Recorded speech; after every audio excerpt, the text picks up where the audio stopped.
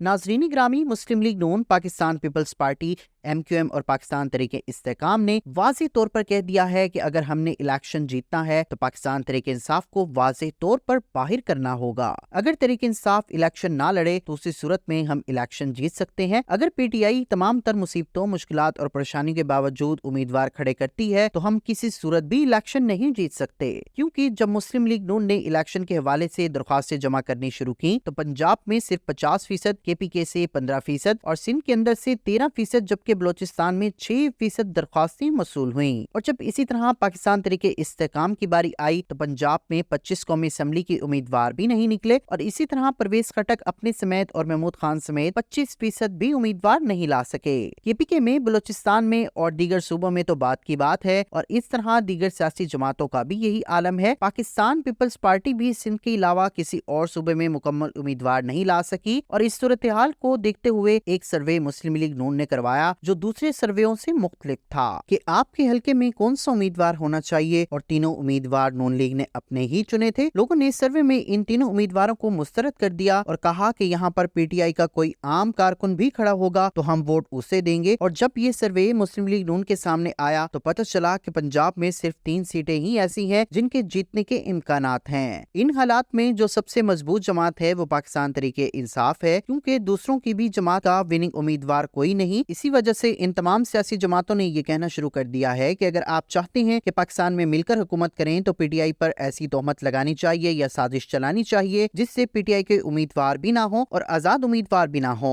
ये बात सुनने में आई है कि PTI के उम्मीदवार अगर इलेक्शन में हिस्सा ना लें तो फिर भी लोग मुस्लिम लीग नून, पीपल्स पार्टी, MQM और पाकिस्तान इस्तेकाम पार्टी को वोट नहीं देंगे, बल्कि आजाद उम्मीदवार को वोट डालेंगे ताकि अवाम अब इन तमाम सियासी जमातों से इंतकाम भी ले सके।